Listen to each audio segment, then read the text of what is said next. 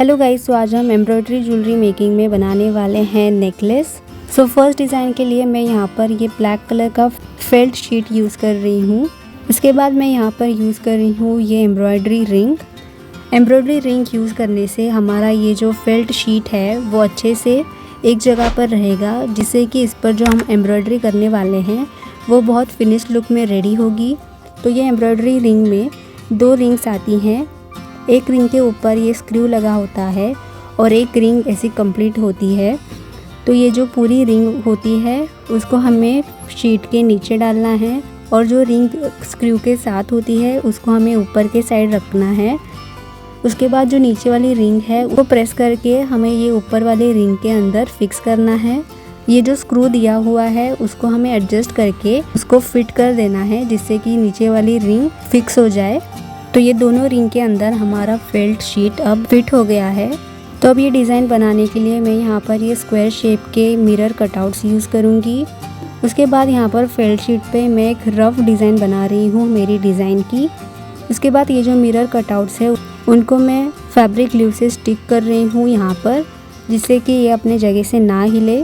वो स्टिक हो जाने के बाद मैं यहाँ पर ये एम्ब्रॉयडरी थ्रेड यूज़ कर रही हूँ। एम्ब्रॉयडरी थ्रेड को मैंने नीडल में डाल लिया है। अब नीडल को हमें ये जो मिरर कटआउट है स्क्वायर वाला उसके सेंटर से हमें पास करना है। ऊपर वाले सेंटर से हमने पास किया। उसके बाद नीडल को हमें ये जो साइड वाले पार्ट के सेंटर से वापस नीचे डालना है। उसके बाद वापस नीचे वाले साइड के सेंटर से हमें नीडल को बाहर निकालना है और वापस साइड वाले सेंटर से हमें नीडल को अंदर डाल देना है। वापस टॉप वाले साइड के सेंटर से हमें नीडल को बाहर निकालकर साइड के सेंटर से हमें वापस अंदर डाल देना है।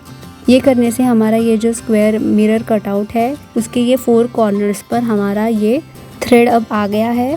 अब हमें ये जो थोड़े थोड़े कॉर्नर्स दिख रहे हैं उनको भी हमें थ्रेड से कवर कर देना है। तो जैसे हमने नीडल को चारों साइड के सेंटर से बाहर निकाल के अंदर डाला था, वैसे ही सेम हमें कंटिन्यू करना है। टॉप साइड के सेंटर से हमें नीडल को निकालना है, फिर साइड वाले सेंटर से हमें वापस नीडल को नीचे डाल देना है। ऐसे ही करके हमें ये स्क्वायर के कॉर्नर्स को पूरा कवर कर लेना है। ये आपको 1 गो में इतने अच्छी फिनिशिंग नहीं आ सकती, इसके लिए आप एम्ब्रॉयडरी ज्वेलरी में ऐसी डिज़ाइंस बनाते समय मेक श्योर कि आप ज़्यादा से ज़्यादा प्रैक्टिस करें।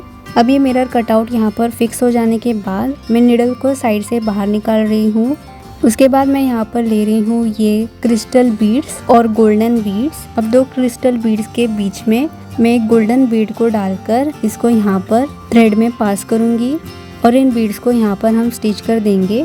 अब वापस इसके साइड में मैं स्क्वायर मिरर कटआउट को स्टिक कर रही हूँ और जैसे हमने फर्स्ट वाले मिरर कटआउट को उसके चारों कॉर्नर्स को थ्रेड से कवर करके वैसे ही हमें इस पीस को भी करना है। ये कवर हो जाने के बाद वापस उसके साइड में हमने जैसे बीड्स को डाला था वैसे ही हमें इसके साइड में भी डालना है और इसी पैटर्न में हमें पूरी डिज़ाइन रेडी कर लेनी है। अब ये डिज़ाइन की जो लेंथ है वो हमें लेनी है अपने नेक के अकॉर्डिंग। सिर्फ फ्रंट साइड की मेजरमेंट लेकर ही उतने लेंथ का हमें ये नेकलेस बनाना है। इसके बाद ये फेल्ट शीट को हम रिंग से बाहर निकाल देंगे और इस डिज़ाइन को हम कट कर देंगे।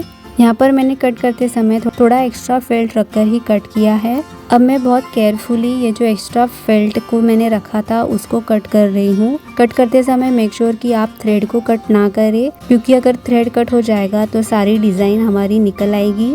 तो अब ये हो जाने के बाद अब ये डिज़ाइन के नीचे मैं ये मेटल के कॉइन्स को स्टिच करने वाली हूँ। तो जहाँ पर मैंने ये बीड्स को डाला है उनके नीचे मैं एक एक करके ये कॉइन्स को स्टिच करूँगी। तो सारे कॉइन्स स्टिच हो जाने के बाद नेकलेस के एंड्स को हमें कंप्लीट करना है। तो उसके लिए मैं यहाँ पर ये चेन्स यूज़ कर रही हूँ। अब ये चेन को भी मैं यहाँ पर नेकलेस के एंड पर स्टिच करूँगी। चेन स्टिच हो जाने के बाद बैक साइड पर यहाँ पर थ्रेड को नॉट बांधकर एक्स्ट्रा थ्रेड को हम कट करेंगे। डिज़ाइन के दूसरे साइड पर भी हम चेन को ऐसे ही स्टिच कर देंगे।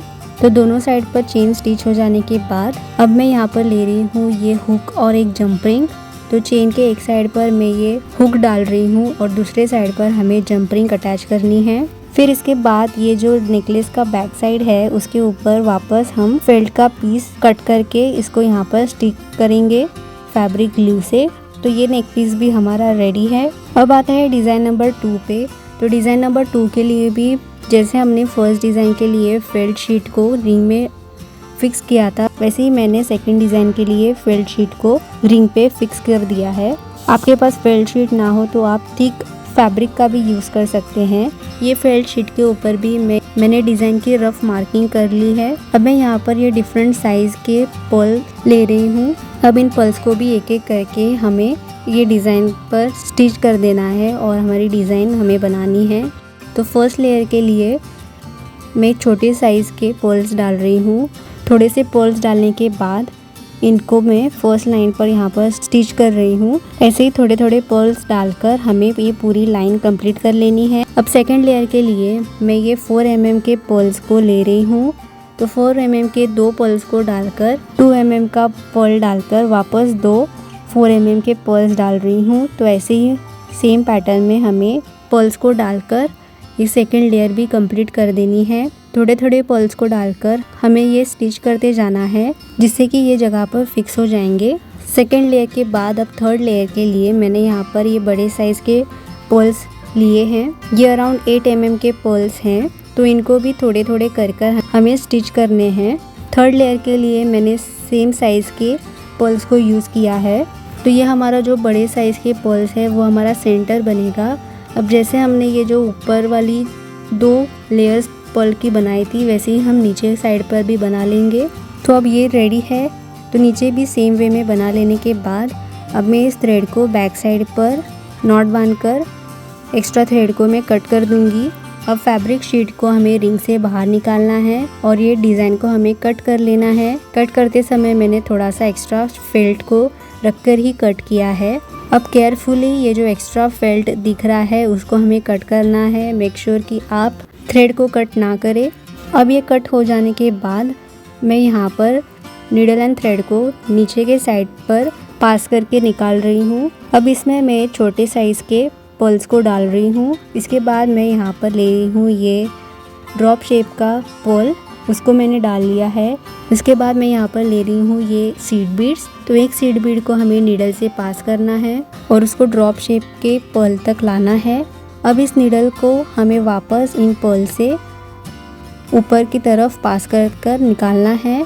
लेकिन पास करते समय हमने ये जो छोटा सीड बीड डाला था उसमें से हमें नीडल को पास नहीं करना है। उसको छोड़कर हमें डायरेक्ट ड्रॉप शेप के पर्ल से नीडल को पास करना है और ये 2 mm के जो पर्ल्स हैं उनमें से हमें पास करना है। बाकी के जो पर्ल्स हैं उनमें से नीडल को हमें पास कर लेने के बाद नीडल को यहाँ पर फेल्ट शीट पर हमें स्टिच कर देना है। तो ये जो हमारा ड्रॉप शेप का हैंगिंग है वो यहाँ पर फिक्स हो जाएगा। अब सेम वे में मैं वापस ड्रॉप शेप के ये हैंगिंग को यहाँ पर बना रही हूँ। लेकिन ये टाइम मैं ये ड्रॉप शेप के हैंगिंग को थोड़ा सा लंबा बना रही हूँ।